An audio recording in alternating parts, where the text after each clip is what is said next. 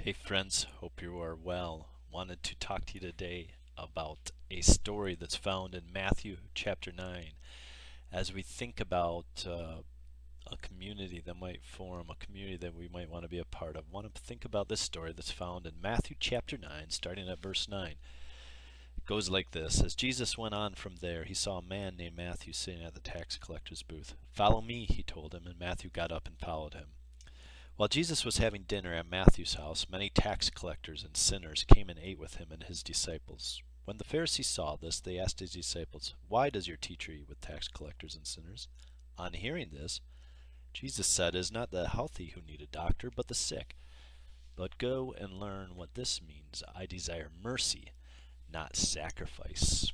For I have come to call the righteous, not call the righteous, but to call sinners." Pretty amazing story. Tax collectors were a reviled class. They worked for the Romans, they worked for the oppressors. Jesus calls Matthew, who is a tax collector. Matthew responds to Jesus, throws a dinner party.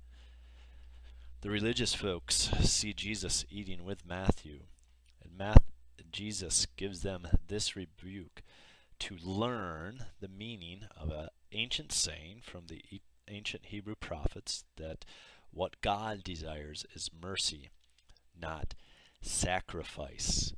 Why does Jesus choose this quote, this text? It turns out, as we might have expected, that Jesus' answer here is nothing short of brilliant. And to illustrate some of that brilliance, I'd like to look at, for a little bit, the fascinating and surprisingly not that disgusting psychology of disgust. And to help think about psychology of disgust, I'd like you to think about, imagine a little Dixie cup, or if you actually have a Dixie cup with you, or if you have any kind of cup with you, I'd like you to just have that cup sitting empty next to you, and then begin to form some spit in your mouth and let the saliva build up, and then swallow that saliva and think about how your saliva tastes. How do you taste? And think about, was it at all disgusting to swallow your own saliva? Probably not. Now, try this if you're willing. Get some more saliva in your mouth. Let it build up a little bit. Then spit into a cup, into the cup that's beside you, and then drink it. Now, a couple of interesting questions. Has the saliva changed? Its location's changed, but it's still saliva. It's interesting we have a different name for it. It's now spit. When it was in our mouth, it was saliva. Now it's spit. And we probably don't want to drink spit. Most people will find this to be a little bit gross. I've done this experiment a number of times with some actual people. Generally, the people who are willing to just slurp back the spit in the cup is a category of people known as youth pastors or youth workers. But in general, we will find it tough to drink the spit that was once in our mouth but is now in the cup, whereas just a few seconds ago we would have gladly swallowed our own spit. This tells us a couple things: that at root, disgust psychology is based as a boundary psychology. And the basic question we're asking is the saliva in the cup me, or is it not me? And once something is not me, it's outside of me, and I have a natural inclination to keep things that are not me outside of me. And this disgust psychology operates from a basis of what cognitive psychologists or sociologists would call magical thinking. And this doesn't mean it's all bad and should be heard pejoratively. On some levels, in fact, it's quite adaptive and it's quite helpful in keeping us from being contaminated, keeping us from being polluted. But the thing that magical thinking is showing us is that it's based on emotional systems that were meant to protect us, that are adaptive at protecting us, but it's not something we've thought through at a really deep cognitive level. And this magical thinking would include the following. The idea that contact contaminates, that contamination is caused by contact or physical proximity. We know this when we go to a restaurant and we find the little black curly hair in our soup. We are immediately disgusted and view our soup as contaminated, or the proverbial fly in the ointment or fly in the soup. We generally will feel like the contact with the impure item, the curly hair or the fly, has contaminated our soup. Related to contact is this idea of dose insensitivity. We imagine that even a minimal or even micro amount of the pollutant can confer harm, and generally we won't think, well, it's only one hair, what harm could it do, or it's only one fly, the rest of the soup is still good. It's insensitive to dose. Even a little bit will contaminate. We also think of things as contaminated. Once contaminated is always contaminated. We wouldn't be comforted if the restaurant worker said, well, let me take it back and I'll strain out the fly and bring back this bowl of soup, or we'll strain out the hair and bring back this bowl of soup. Or imagine a really good glass of red wine, of like a Merlot or something, and I take a very small drop of urine from an eyedropper, drop it in there. The contact with the urine with the red wine will contaminate the wine. Even a little drop is going to make the wine contaminated.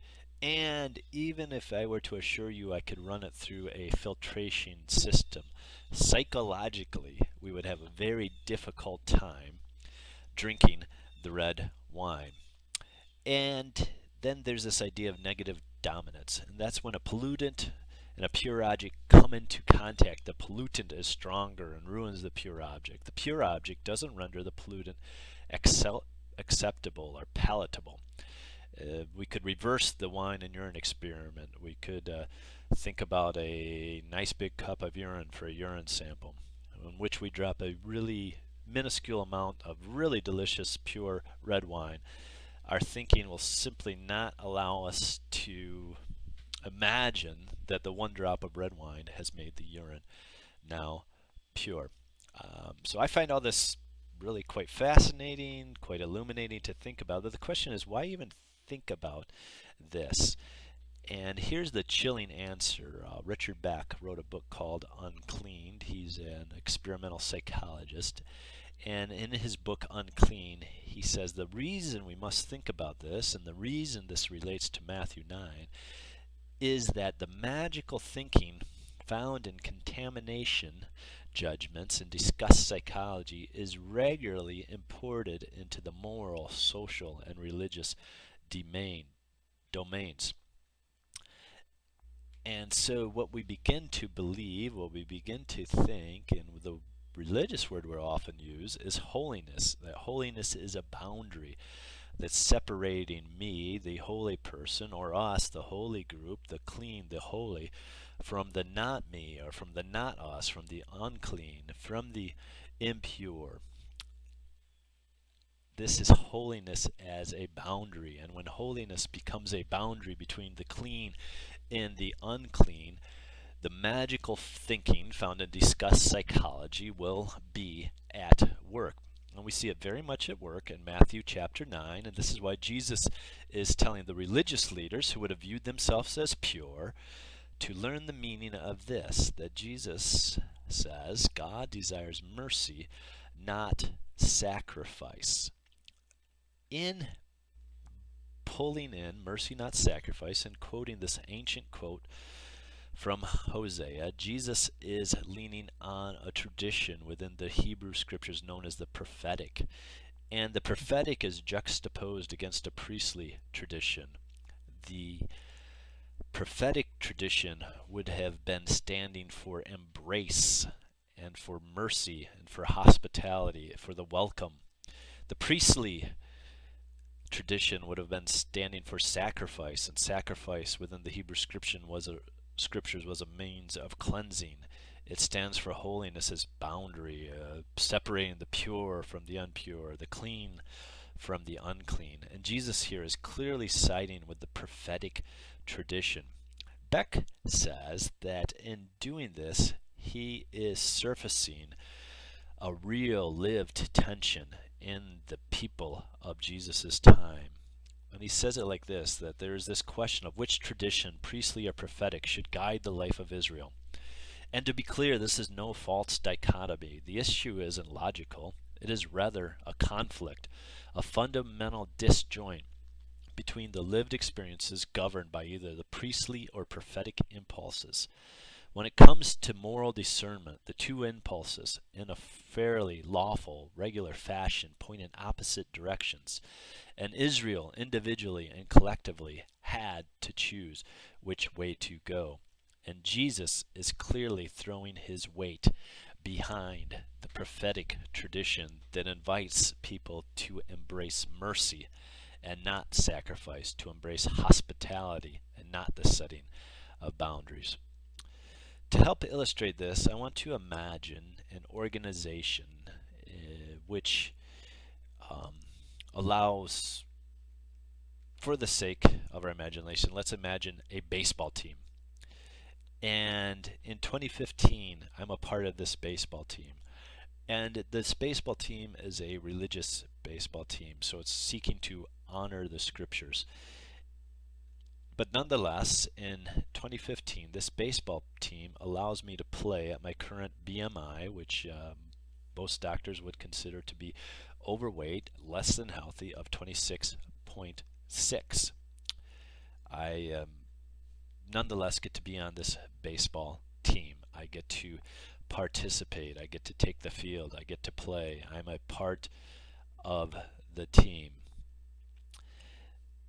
But then imagine in 2016, the baseball team, because it wants to follow the Bible, because it wants to honor the scriptures, gets in touch with the many scriptures against gluttony, the many scriptures against consuming more than we need when others are going without, gets in touch with the admonitions to live well, to live healthily, and draws what the organization, drawing on the baseball metaphor, calls foul lines. And the organization declares that anyone outside the foul lines, which are a BMI of 20 on one side, a BMI of 25 on the other, that anyone outside the foul lines cannot be on the team.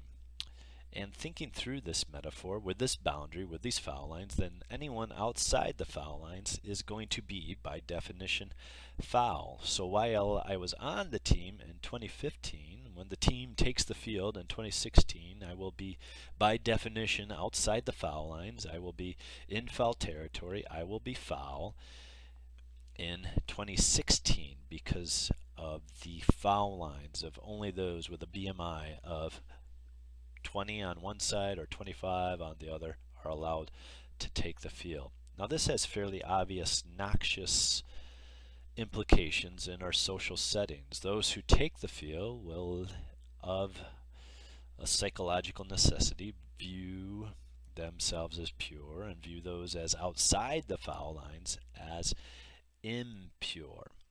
Now again, thinking through what Jesus says, his call is to embrace mercy, not sacrifice. So a couple helpful things to think about.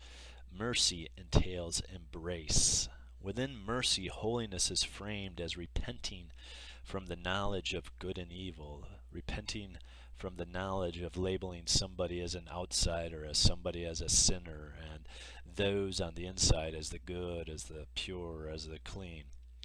And repenting of that and instead embracing the will to embrace. Richard Beck calls this purity via inclusion. This is holiness via inclusion. This is holiness as turning from our religious impulses to separate into an us and them. And the not sacrifice frames sin then as the will to purity by the exclusion of what might be viewed as impure people. Beck goes on to say this: no discussion of hospitality or church discipline could commence until the will to embrace the dignity of others is firmly in place. This is the root lesson of Matthew 9.